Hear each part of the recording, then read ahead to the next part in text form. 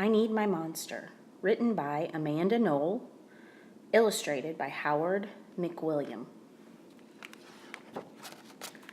Tonight, when I looked under the bed for my monster, I found this note instead.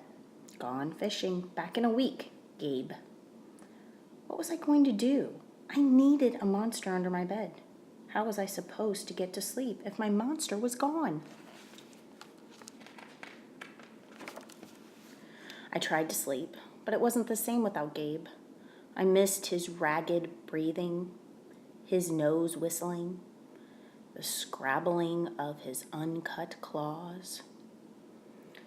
How would I ever get to sleep without Gabe's familiar, scary noises and his spooky green ooze? It was no use. Gabe would be gone for a week, and I just had to have a monster.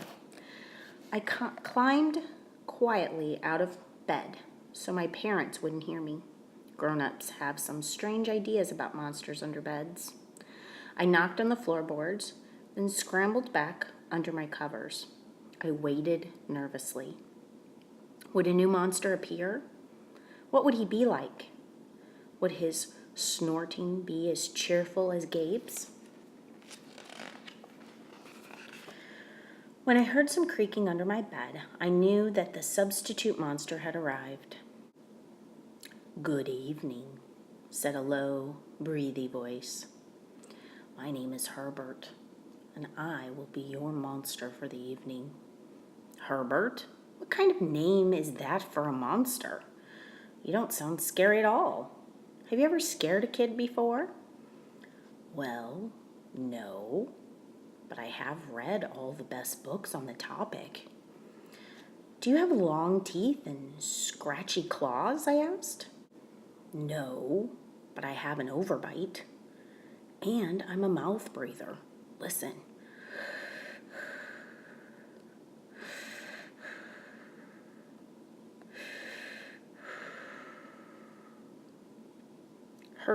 Herbert's panting was kind of scary, but it wasn't enough for me. Listen, Herbert, I'm sorry. I just don't think this is going to work. It's nothing personal, but I really need a monster with claws. Picky, Herbert complained. As you wish, I'll go. There was some more creaking, then Herbert was gone.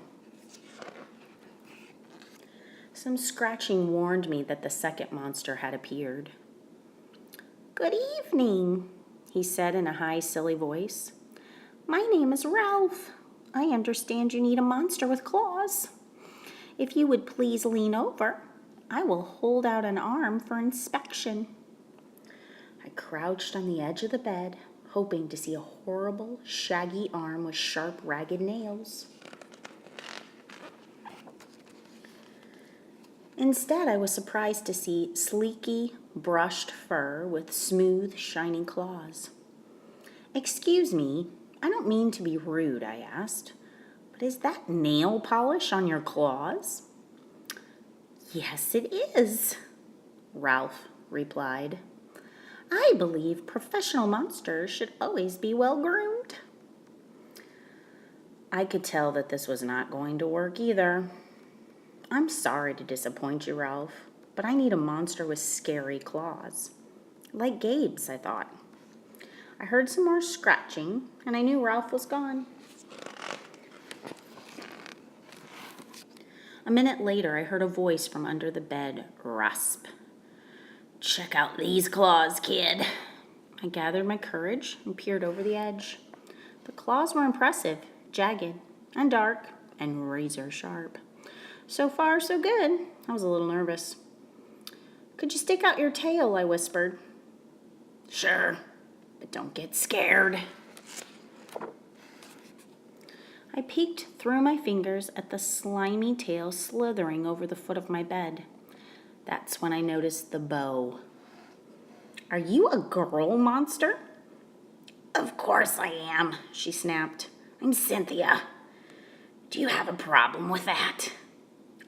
Yeah, I do," I admitted. "I definitely need a boy monster. Boy monsters are for boys, and girl monsters are for girls. Everybody knows that. Well, aren't you picky one? She sniffed, and then she was gone. Was I being too picky? No. I knew that my monster needed to be well-clawed and menacing. The whole point of having a monster, after all, was to keep me in bed, imagining all the scary stuff that could happen if I got out. Then I heard a shuffling noise and some slobbering. A fourth monster was under my bed. Hey, my name's Mac.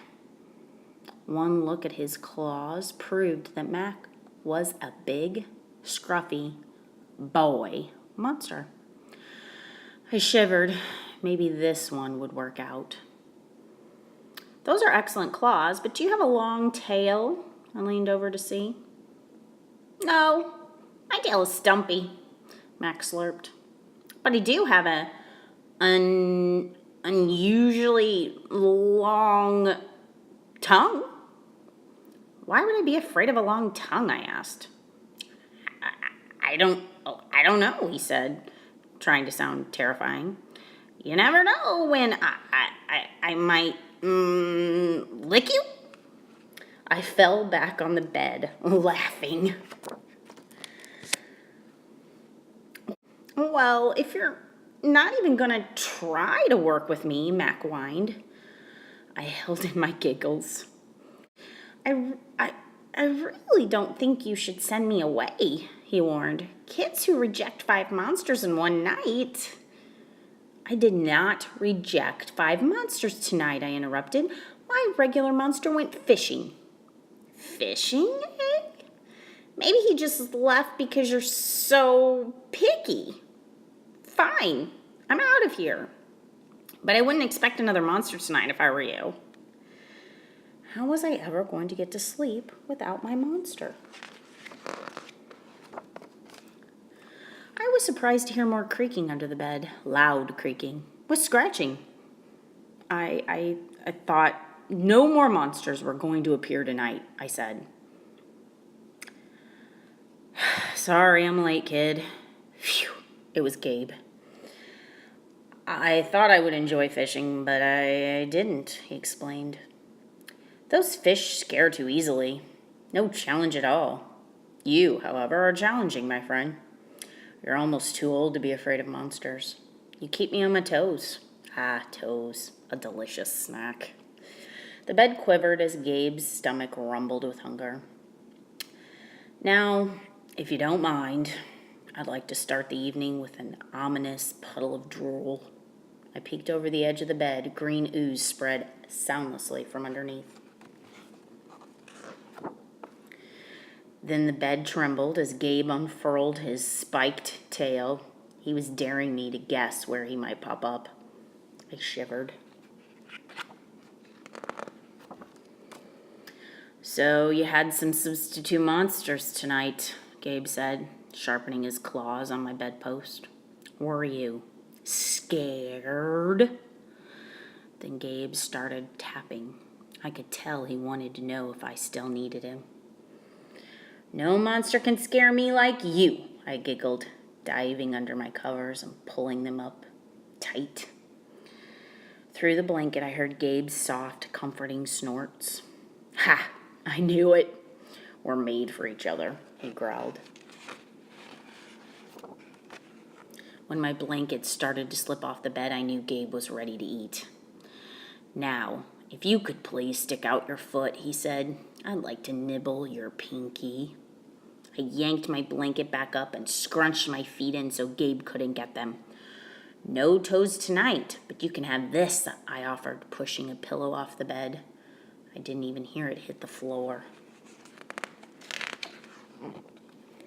Gabe was back. The ooze was perfect, and everything was back to normal.